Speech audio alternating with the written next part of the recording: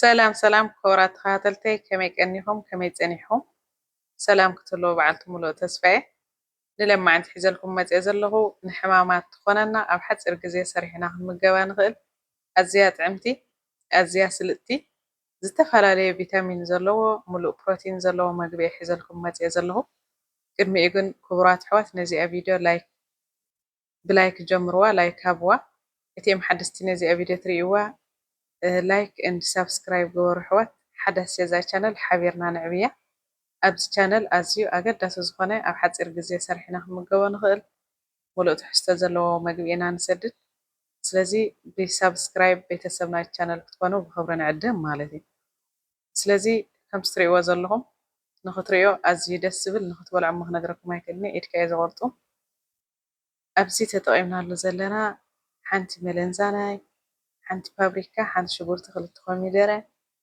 ፀብሒ ሓቡን ወይ ከዓ ቸሪ ቶማቶ ፃዕዳ ሽጉርቲ ሓደ 5-6 ዝኸውን ጭላፍ ጅንጅብል ጉዕ ኮሪያንደር ቆፅሊ እንደገና ግሪን ኦኒየን ተጠቒምና ኣለና ማለት እዩ ኣብዚ ሕጂ ነቲ መለንዛና ሕፅብ ኣቢልና ከምዚ ትርእይዎ ዘለኹም ኣቆራርፃ ተጠቒመ ኣለኹ ከም ድሌትና ክንቆርፆ ንኽእል ኢና ግን ድቕቕ ክብል ተመራፂ ማለት እዩ ሓደ 4 ደቂቕ ዝኸውን ክንቀልዎ ኢና ቁሩብ ጨው ተጠቒመ ኣለኹ ከምቲ ትርእይዎ ዝፀናሕኩም ማለት እዩ 3 ደቂቕ ምስ ቀለናዮ እቲ ፓፕሪካ ከምኡ ኣድቀቕ ኣቢልና ቆሪፅና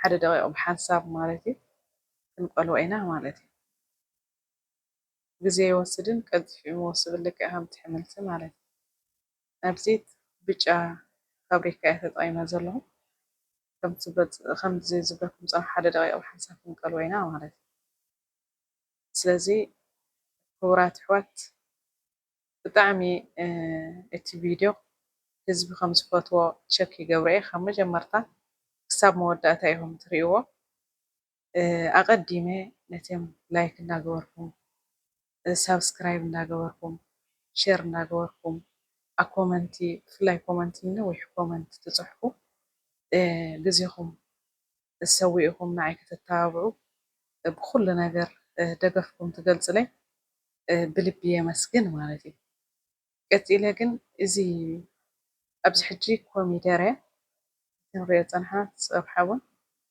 ቁሩብ ዘይቲ ከማዕጠና ማለት እዩ ተጠቒመ ክኸድኖ እየ ሙት ክሳብ ዝብል ማለት እዩ ስለዚ ከምዚ ቀዲመ ዝገለፅክዎ ኩሉ ቪድዮታተይ ካብ መጀመርታ ክሳብ መወዳእታ እዩ ህዝቢ ደው ከየበለ ዝሪኦ ማለት እዩ ስለዚ እዚ እንታይ እዩ ዘርእየካ እቲ ህዝቢ ብጣዕሚ እዩ ዝፈትዎ ብጣዕሚ እዩ ተቐቢልዎ ዘሎ ማለት እዩ ከምኡ ከሎ ግን ላይክ ብጣዕሚ እዩ ዝውሕድ 7,000-8,000 ቪው ከለዎ ተራእዩ ከሎ 150 ገለ እቲ ላይክ ማለት እዩ ካብኡ ይበዝሕን እዩ ስለዚ ኣብዚ ቀዲመ ክገልፀልኩም ፍረሽ ፃዕዳ ሽጉርቲ ፍረሽ ፃዕዳ ጅንጅብል እንደገና እቲ ናይ መሕፈሲ ንጥቀመሉ ሓደ ማንካ ተጠቒመ ኣለኹ ካብታ ናይ ኢታሊ ቀመም ከዓ ንሪኣ ፀናሕና ዝተሓወሰ ካብኡ ተጠቒመ ኣለኹ ካሙን ከዓ ተጠቒመ ኣለኹ ማለት እዩ ስለዚ ክልተ ዓይነት ቀመም እየ ተጠቒመ ዘለኹ ቀመም ዝፀንሐና ኣብ ገዛና ክንጥቀም ንኽእልና ማለት እዩ ድሕሪኣ ጨው ክጥቀም እየ እዚ ኣኹስ ኣቢልና ክነሰማምዕ ኢና ማለት እዩ ስለዚ ብዙሓት ብውሽጢ እንታይ ትብሉኒ ላይክ ግበሩ ስለ ዘይትብል እዮም እዩ ሳብስክራይብ ግበሩ ስለ ዘይትብል እዮም እምበሪ 3,000-4,000 ከይበፅሐ እዚ ብጣዕሚ ብዙሕ እዩ ዝረኣየልኪ ስለዚ ኩሉ ግዜ ከተዘክርዮም ኣለኪ ገለ ማለት ከምዚ ላይክ ሳብስክራይብ ዝሕግዘካ ዘይመስሎ ብዙሕ ሰብ እዩ ስለዚ ገለ ከዓ ረሲዕዎ ስለ ዝወፅስ ሕልፍ ሕልፍ እንዳበልካ ኣብ 3 ደቂቕ 4 ደቂቕ ስለዘይተዘክርዮም ላይክ ሳብስክራይብ ናትክ ዝውሕድ ቪው ብጣዕሚ እዩ ዝረኣየልኪ ገለ ትብሉ ማለት እዩ ኣብ መጀመርታን ኣብ መወዳእታን እየ ዝኻኽር ኩሉ ግዜ ማለት እዩ ስለዚ ኣብ መንጎ ክውስኽ እየ በዚ ኣጋጣሚ እቲ ቪድዮ ብጣዕሚ እዩ ሰብ ዝፈትዎ ማለት እዩ ከም ዝብለኩም ፀንሐ ካብ መጀመርታ ክሳብ መወዳእታ ዝረአ እንድሕር ኮይኑሲ እቲ ሰብ ይፈትዎ እዩ ማለት እዩ ኣብዚ ከዓኒ እቲ ግሪን ኦኒየን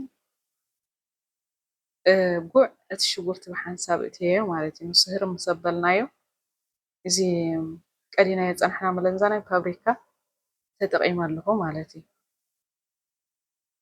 ኣብዚ ሕጂ ዳርጋ ኩሉ ወዲኡ ስልሲ እውን ወዲኡ እቲ መለንዛናይ ፋብሪካ እውን ወዲኡ ማለት እዩ። ኣብዚ ሕጂ ከም ዓቐና ንስልሶ ማለት እዩ። ቅጥን ዝበለን እንደልት ኮይና ከምቲ ናህና ማለት እዩ። ሕጂ ማይ ውዒ ተጠቒመ ማይ ውዒ ተጠቒምና እቲ ፀብሒ ንድሕሪት ኣይምለስን እዩ ማለት እዩ።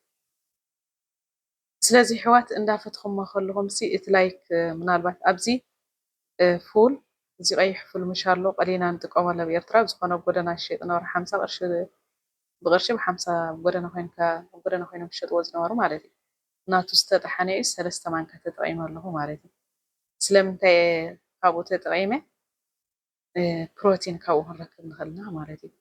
ፆም ፕሮቲን ስለ ዝውሕደካ ካብ ጥረታት ስለ ዝኾነ ወይ ከዓ ካብ ቶፊ ቅድሚ ሕጂ ቅድሚ እዛ ቪድዮ ሰሪሐ ኣለኹ ተመሊስኩም ረኣይዎ ማለት እዩ።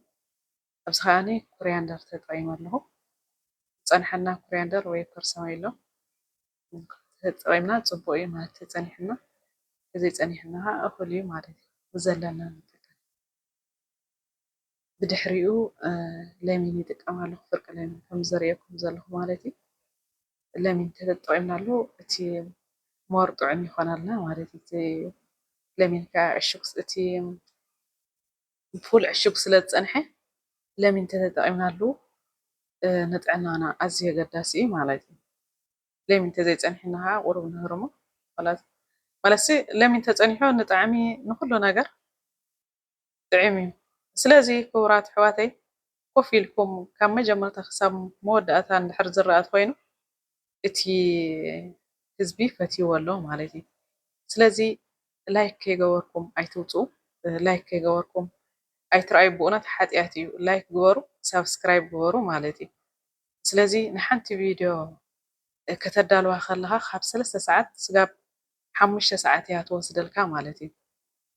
ኩሉ ነገር ማለት እዩ ክትቀድሖ ከምዚ ብድምፂ ኩሉ ንክትሰርሖ ቀሊል ኣይኮነን ብዙሕ ግዜ ዝወስደልካ ማለት እዩ። ስለዚ ኣነ ሕጂ ንኣብነት ኣደ ቆልዓ ህፃን ሒዘ ዝሰርሐልኩም ዘለኹ ስለዚ ንኩሉ ኣግምቲ እትይኹም ላይክ ኣይተውሕዱ። ላይክ ብጣዕሚ ስለ ዝውሕድ ማለት እዩ። ላይክ ተገርኩምሉ ዩቱብ ናብ ብዙሕ ሰብ ከባፅሖ ይኽእል እዩ ማለት እዩ። ሸር ይብሎ። ሳብስክራይብ ከዓ ግበሩ። ሳብስክራይብ ብጣዕሚ እዩ ዝውሕድ። ከምኡ እውን እትኦም ሸር ትገብሩ ዘለኹም ብልቢ እየ ዘመስግነኩም። ሸር ዝኾነ ርእቶ ተሃሊኩም ከዓ ኣብ ቦታ ኮመንት ግደፍለይ ማለት እዩ። ስለዚ ከም ትሪእዋ ዘለኹም ወዲያ እቲ ቀዳማይ ብባኒ ገርና ንምገቦ ንኽእልና ማለት እዩ። ቅጫ ተፀኒሐና ብጣይታ ሕጂ ንሕና ብክልቲኡ ተመጊብናያ ብባኒ ብጣይታ ማለት እዩ። ንክልተ ግዜ ተጠቒምናላ እታ ፀብሒ ከም ትሪእዎ ዘለኹም ብጣይታ ቀዲሙ ከዓ ብባኒ ጥዕሞ ፀኒሐ እየ ማለት እዩ። ብዝኾነ ክኸደልና ይኽእል እዩ። ብጣዕሚ ጥዕምቲ እያ ሙሉእ ትሕዝቶ ዘለዎ ማለት እዩ። መለንዛናይ ብዙሕ ግዜ ገሊፀዮ ኣለኹ። ብብዙሕ ቪታሚን ሃፍታም እዩ። ኩሉ ዓይነት ቪታሚን ቢ ኣለዎ፣ ቪታሚን ኬ ኣለዎ፣ ካልሽየም ኣለዎ ንድርቀት እንሻላ ንድርቀት ንማዓናጥና ብጣዕሚ እዩ ዘለስልሰልና ንቆርበትና ንፅፍርና ንኩሉ ማለት እዩ። እዚኦም ቁፅሪ 2 ዘለዎም ሽኮር ደጓትር ካብ ዝምክሮም ቁፅሪ 1 እዩ ማለት እዩ። ስለዚ መለንዛናይ ኣዝዩ ብዙሕ ጥቕሚ እዩ ዘለዎ። ካብ ፋብሪካ ከዓኒ ካብቲ ፋብሪካ ከዓኒ ቪታሚን ሲ ንረክብ ካብቲ ፉል ከዓ ፕሮቲን ንረክብ ማለት እዩ። ስለዚ ሙሉእ ትሕዝቶ ዘለዎ እዩ። ንለማዓንቲ ኣብዚ ከኣክለና እዩ። ኣብ ቀፃሊ ክሳብ ንረኸብ ሰሰና እዩ። ንዓኹም ላይክ ሳብስክራይብ ክንዘክሩ ግበሩ ማለት እዩ። ባይ ባይ